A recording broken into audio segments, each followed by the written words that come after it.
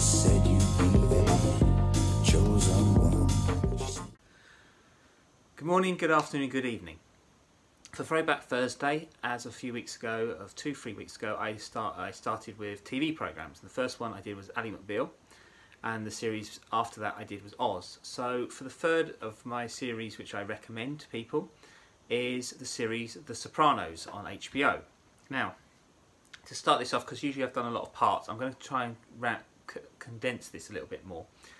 So the first thing is, if you want to know what The Sopranos is, it's an American crime drama created by David Chase, and the story rolls around Tony Soprano, who is an Italian mobster in New Jersey.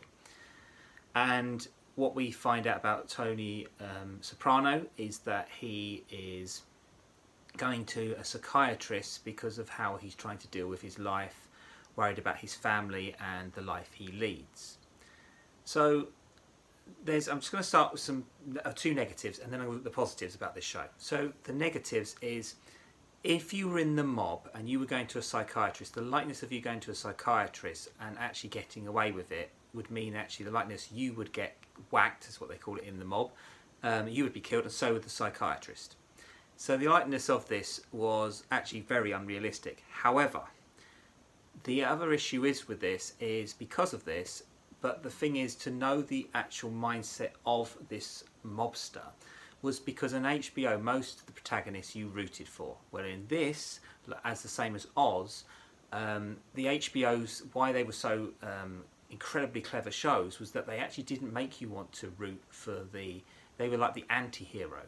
So these were very much breaking times in how this show was created. So the show lasted for 6 seasons. It started in 1999 and ended in 2007. Very, very popular, award-winning, and most of the actual show made some of these people become massively successful.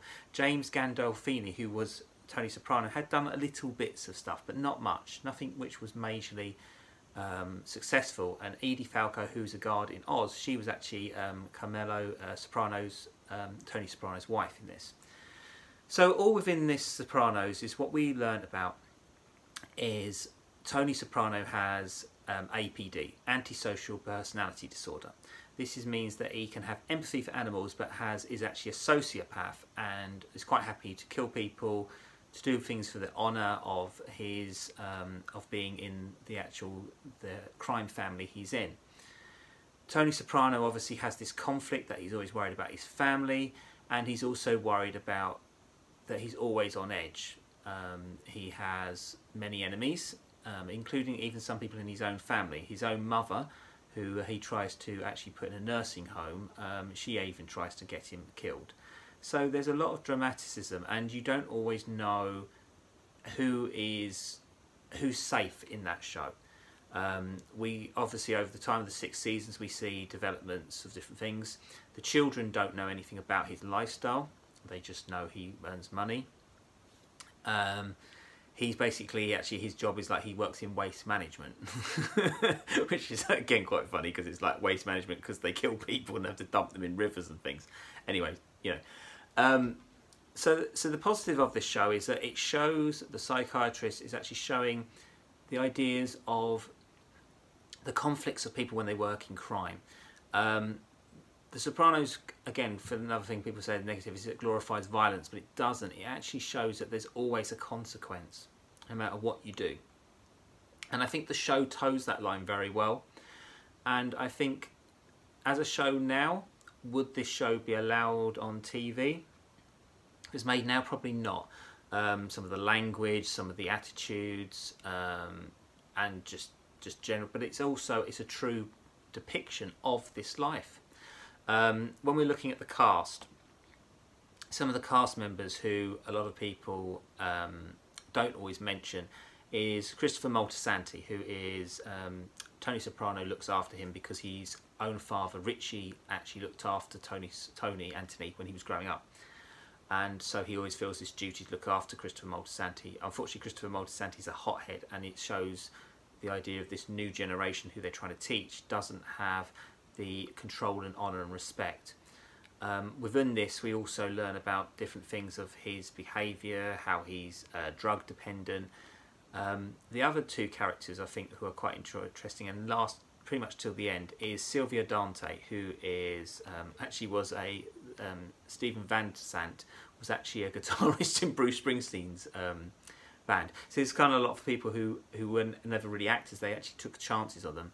And Paulie, who is very much believes in the Italian traditions. So you've got these ideas of the Sopranos, of this idea of traditional Italians who are brought up in New Jersey, brought up in Newark or New York, and there's sort of like this conflict between the old ways and the new ways of working. And then you've also got the other side of Junio Soprano, who is Tony Soprano's uncle, has also got this other way of working. All this while, we've always learning about who are the controlled people and how some people cannot control their urges for violence. Some people don't. The idea is the actual idea of violence. It should be done in an honourable manner.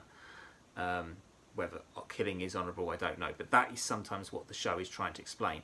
So all while the show is going on, you're trying to learn exactly where the line is all the time, and the line can sometimes merge, where it could just be slightly in between that. The one thing I think what Sopranos really has as a good show, it was development of how it was showing the Italian mob in a very different way. It wasn't, when we saw the films like Goodfellas and so forth, even A Bronx Tale, there was always like these quirky, wise, advice and how people acted. And The Sopranos wasn't like that so much. It was more about trying to understand the everyday life of these people. And yes, they were criminals, but you also got to see how they reacted within their family and how difficult it was to toe that line and have this kind of like a double life. All the while, we get to find out the deeper meaning of some of these characters, how some people also, their respect on certain things, and how some people actually come out of prisons within the show, and how they want to then take over like the mob or that part of the mafia. And so there's always this conflict going on. And I think one of the things is, when we look at the psychiatrist, Jennifer Melfi, is when she's trying to understand Tony Soprano, all the time you're thinking, is she making progress? Is he going to change? And in the end, what it does, it shows that intrinsically people can't change if they don't want to, and also sometimes the programming of that and conditioning has made them who they are.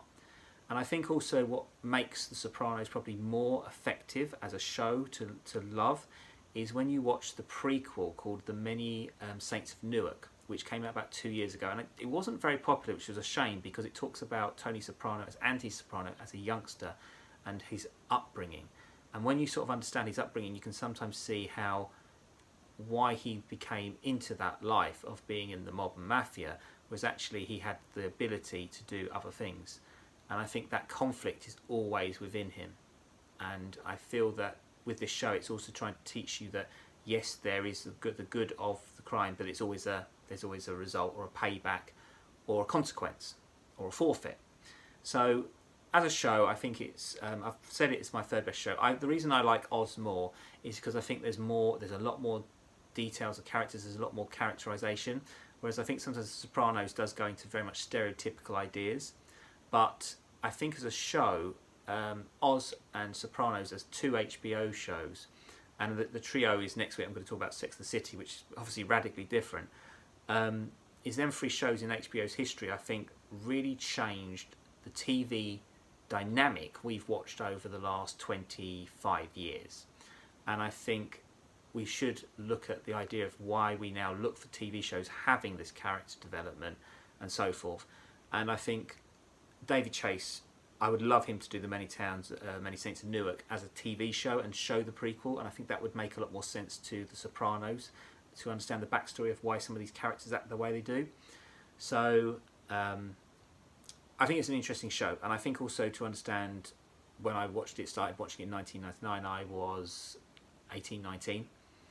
It was 18, I was just before I was going to go to university in 2000, and I think that show was very much something where I started looking into the idea of psychiatry, hypnotherapy and so forth. Though I actually wanted to do music, I always had an interest in that show and the idea of psychology of characters and character development and arc. So